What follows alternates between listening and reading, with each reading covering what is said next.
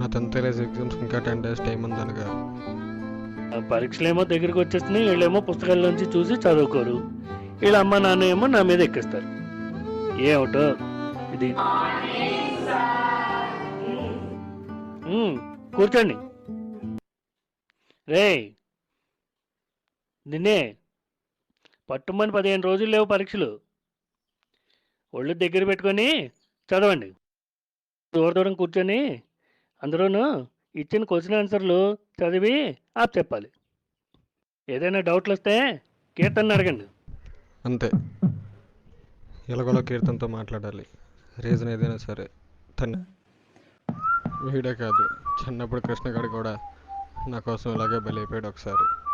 అదే రంగాచార్య మా సార్ దగ్గర. ఏమిరా పడుకున్నావేమిటి?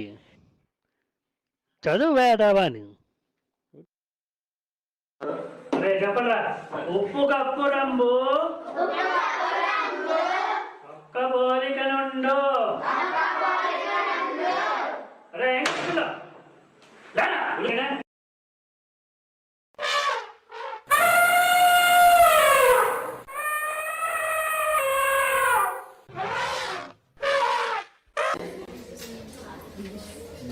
చదువుకోవడానికి వచ్చా, పందిలో తిని పడుకోవడానికి వచ్చా?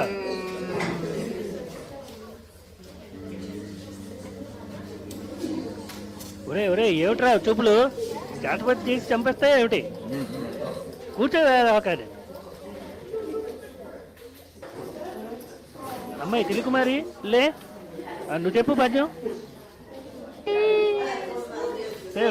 ఏమిటి ఏడుపు?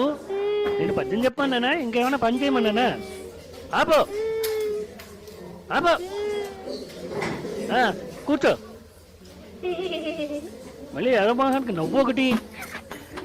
అరే బాలేబాబుని చూసాంరా. అరే బాలేబాబుని చూడడం కాదు కానీ మనకు బ్యాండ్ అవ్వకుండా ఉండి చాలరా.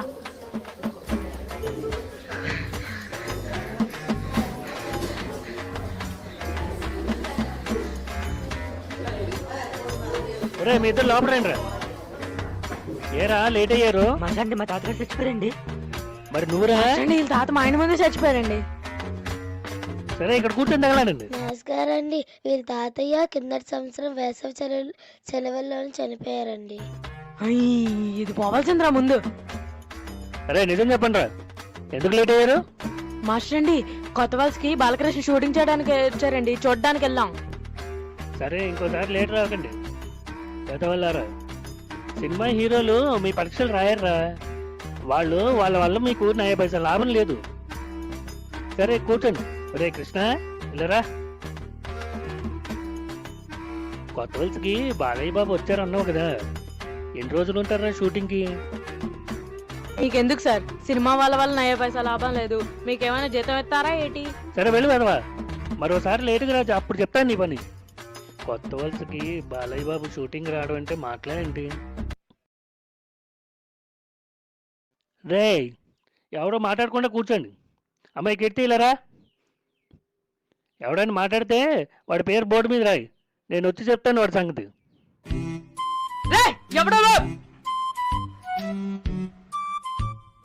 దొరికిసాను రా. ఏరా మాట్లాడుతున్నావు? సార్ నేను మాట్లాడలేదు సార్. ఏరా మాట్లాడుతున్నావు? సార్ నేను మాట్లాడలేదు సార్. మరి బోర్డు మీద నీ పేరేందుకు? నేను మాట్లాడలేదు సార్. సార్ ఈ అబ్బాయి రాఘవన్ మాట్లాడిచ్చారు సార్. అవును సార్, ఈ అబ్బాయి మాట్లాడలేదు. సోడా కప్పులు అడిగి మరీ ఇరికించావు కదరా రాఘవా. రే రే ఈ పీరియడ్ మొత్తం మొక్కల మీద నడవరా నువ్వు. అయిపోయాడు ఈ రోజు. దొరికాడు అదవా. బాలయ్య బాబు గురించి చెప్పమంటే చెప్పడా, ఇప్పుడు ఉంటుంది వీడికి. వినగా సరిగ్గా.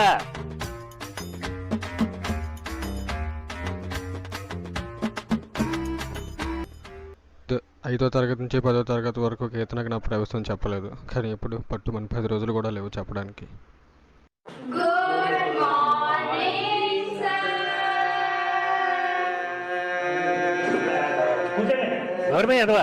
కూర్చోండి. ఏమంటే పరీక్ష అనగానే ఉన్నవాళ్ళు కూడా మానేశారా? బాగుంది. ఇదిగా అమ్మాయిలు చూడండి, చదువుకోకపోతే అంట్లు పాముకోవడమే. రే అబ్బాయిలు, మీరు ఆ జయ థియేటర్ వెనక బజ్జీలు అమ్ముకుంది కూడా పనికిరారా చదవకపోతేను. చదవండి, బాగా చదవండి. ఇతని దగ్గర చదువుకున్నందుకేమో బాబ్జీ గడు బజ్జీలు అమ్ముకుంటాండ. రే వెంకటేశ్వర్లా, ఏటండే? ఇలారా కూర్చోరా.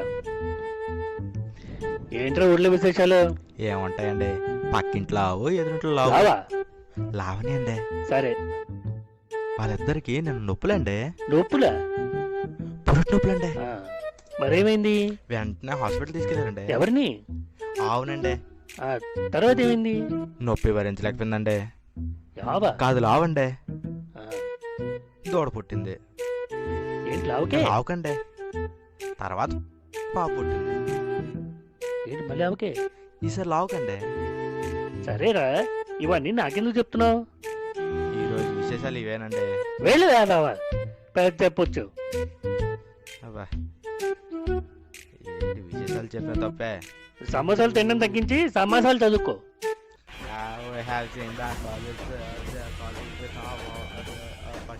ఒరే ఒరే ఒరే, నువ్వు చదువుతున్నావా చేతపడి చేస్తున్నావా?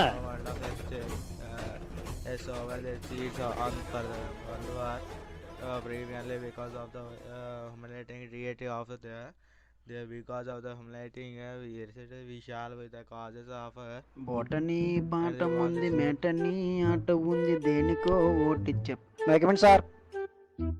రే నువ్వేంట్రా ఎప్పుడు పరీక్షల ముందు దర్శనాలు ఇస్తున్నావు? నేను పెద్దయ్యాక రాజకీయ నాయకుడు అవుదాం అనుకుంటాను సార్, అందుకే అవసరం వచ్చినప్పుడు మాత్రం కనపడుతున్నాను. ఒరే, ఆ కాలువ పక్కన పానీపూరీలు అవి తినకండి. మేము కాదు సార్, అమ్మాయిలే తింటారు. వారికి చెప్పండి రోడ్ సైడ్ పానీపూరి తినొద్దని. ఏరా ఏరా, రోడ్ సైడ్ కాకపోతే ఇంట్లో సప్లై చేస్తారేట్రా? రే ఎందుకు వచ్చావు? వస్తే వచ్చానంటావు, లేకపోతే లేదంటావు. ఏట్రా బాబు నీతో నెలా? రే, మీ అందరికి సడన్ టెస్ట్, పేపర్ తీయండి, ఆ పుస్తకాలు పోయండి. సార్ నాకు తెలియదు సార్, ఈరోజు వచ్చాను ప్రైవేట్కి, ఇంకా నాకు ఏది తెలుసు? ఒరే నాకు అదంతా తెలీదురా, అందరితో పాటు రాయాల్సిందే. పేపర్ తీయి, రాయ్. వీడికి ఇలా కాదు సార్, నాకు కడుపు నొప్పి వస్తుంది. ఇంత సడన్గా ఎలా వస్తుందిరా? మీరు సడన్ గా ఎగ్జామ్ పెడితే తప్పలేదు, కానీ నాకు సడన్ గా కడుపు నొప్పి వస్తుంది తప్ప.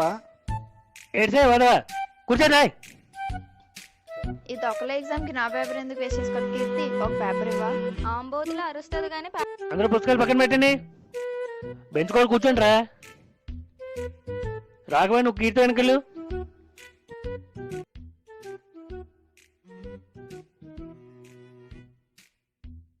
ఏరా ఓడి అమ్మ బుక్ ఎవడెట్టాడు ఇక్కడ నా దగ్గర? సార్ బుక్ ఎవడెట్టాడు సార్, నాకు సంబంధం లేదు.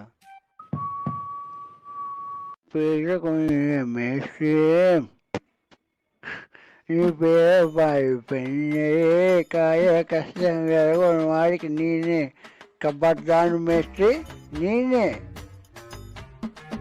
ఎలా గంట లేట్కి వచ్చాం, ఇంకా 2 మేనేజ్ చేస్తే ఇంటికి వెళ్ళిపోవచ్చు, చాట్ మసాలా తినొచ్చు. ఏమిరా, ఏ రాయవేండి నువ్వు? ఏటి రాయాలి, ఏటి చెప్పారు, ఏం చేయాలో నాకు ఏటి అర్థం అవ్వట్లేదు సార్. ఈ రోజు నన్ను వదిలేయండి. తగలడు రావా. ఎల్రా బాబు.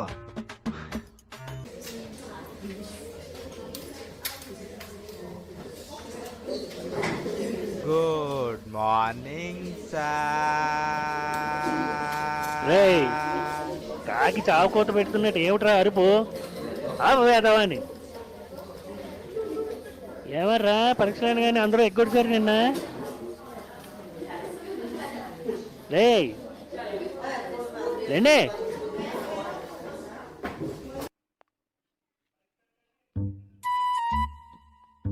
మీరు నన్ను మోసం చేయట్లేదు, మిమ్మల్ని మీరే మోసం చేసుకుంటున్నారు. మిడతగుడ్లు వేసుకొని ఏమిటా చూపు? వచ్చిన ఏం పొడిచి లేదు, సిగ్గు లేకుండా నవ్వు ఒకటి. వేదవలారని వేదవలారని కూర్చోండి.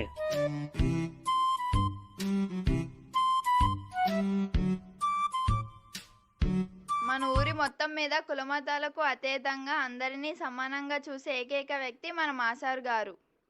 ఆషారి పూర్వీకులు విజయనగర బొబ్బిలి రాజుల దగ్గర సేవ చేసేవారు. అందుకనే ఆయనలో బొబ్బిలి రాజుల పౌరుషం, విజయనగర రాజుల పాండిత్యం రెండూ ఉన్నాయి. 3 రోజుల్లో 10వ తరగతి 10 సంవత్సరాల నుంచి మీరందరూ నన్ను చూస్తున్నారు, నేను మిమ్మల్ని చూస్తున్నాను. నా కళ్ళు ఎదురుగుండానే అందరూ పెరిగారు. ఈ సంవత్సరంతో మీ చదువులు అయిపోతాయి, అంటే స్కూల్ చదువులు అయిపోతాయి. తర్వాత ఏమో మన క్లాస్లో ఓ 10 మంది ఉన్నారు, అవునా? ఇలాగే మన కొత్త వలసలో ఎన్ని స్కూళ్ళు ఉన్నాయి, అందులో ఎంతమంది పిల్లలు ఉన్నారు? అలాగే మన విజయనగరం జిల్లాలో ఎన్ని స్కూళ్ళు ఉన్నాయి, అందులో ఎంతమంది పిల్లలు ఉన్నారు? అలాగే మన రాష్ట్రంలో, అలాగే మన దేశంలో ఎన్నో లక్షల మందిలో మీరొకరు. ఒక్కడు బాగుపడతాడు, ఒకడే ఒకడు. అలాగని మిగతా వాళ్ళందరూ పాడైపోవాలని నేను అనట్లేదు. అందరూ బాగుపడితే నాకు సంతోషమే, కానీ అందరూ బాగుపడాలనేదే నా ఉద్దేశం. అర్థమైందా? దానికోసం మీరేం చేయాలి? శుభ్రంగా చదువుకోవాలి. ఇన్ని లక్షల మందిలో మనం కూడా ఒక్కడిగా ఉండాలి. అది మాత్రం గుర్తుపెట్టుకోవాలి. దాని ప్రకారమే మీ చదువులు, ఆ తర్వాత చేయాల్సిన పనులు ఉండాలి. మంచి పనులు చేయాలి, మంచి చదువులు చదవాలి, బాగా అభివృద్ధిలోకి రావాలి. అందుకోసం ఎప్పుడూ నా ఆశీస్సులు మీకు ఉంటాయి. మీ అందరికీ నా ఆశీర్వాదాలు ఎప్పుడూ ఉంటాయి.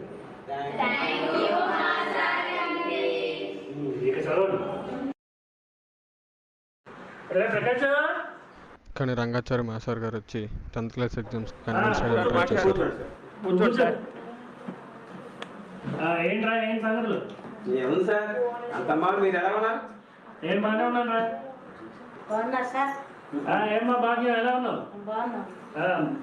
నేను పెళ్లి చేసుకున్నాక మా వాడికి మార్గభాగ్యం పట్టిందా? హెడ్ మాస్టర్ ఎలా వచ్చారు? ఇప్పటి వరకు మన 10వ తరగతి పరీక్షలోని మన కీర్తన ఉంది కదా, అదే నంబర్ 1. నువ్వు దాన్ని ఆపేస్తే ఎలాగా?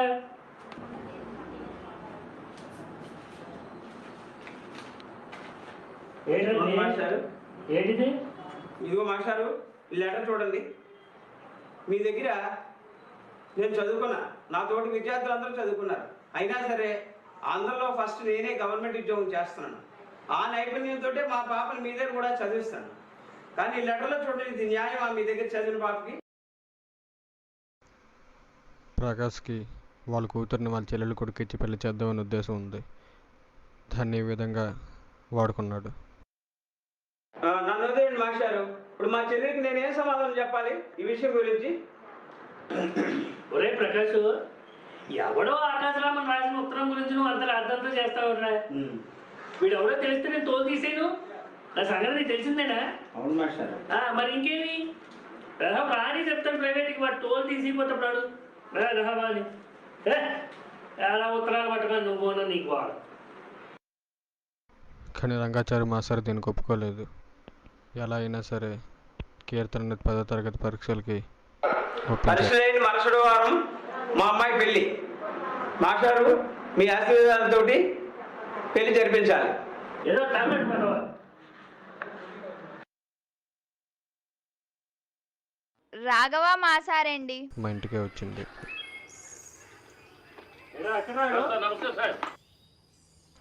నేనే ప్రేమలకు ఇచ్చానని రంగాచారి మాస్టర్కి తెలిసిపోయింది. ఆ రోజు మా నాన్న ఆ రోజు చాలా భయపడిపోయారు. మా నాన్నని చూసి నేను ఎంతో బాధపడ్డాను. కానీ సరిగ్గా ఆలోచిస్తే ఆయన కోపంలో కూడా న్యాయం ఉంది. వచ్చి చేసిన పనిలేదురా, నువ్వు చేసిన పనిలేదు. రామాయణం రాస్తారా అండి? ఎదవండి ప్రైవేట్కి వచ్చి నువ్వు చేసే పనిలేదురా. వాసురు బాబు పోయి ఏసు బాబు మేనబాడుతో పెట్టుకున్నాడు. ఆ ప్రకాష్ గారు మంచోడు కాబట్టి పిల్లల్ని పరీక్షకైనా పంపిస్తున్నాడు. ఆ ఏసు బాబు గారిని తెలిస్తే మీ వాడి పరిస్థితి. కీర్తికి నేను అంటే ఇష్టం లేదో తెలియదు, కానీ కీర్తికి చదువు అంటే చాలా ఇష్టం. కానీ నేను నా మూర్ఖత్వపు పని వల్ల తన చదువుని తన నుంచి దూరం చేశాను. ఎదవండి మీ నాన్న చిన్నప్పటి నుంచి నేను చూస్తున్నాను రా. అది ఎంత కష్టపడి పైకి వచ్చాడు. నువ్వు చూస్తున్నామా ఇలాంటి పనులు చేస్తున్నావు? చాలా బాధపడ్డాను. నీ మూలంగా అమ్మాయి జీవితం నాశనమైంది.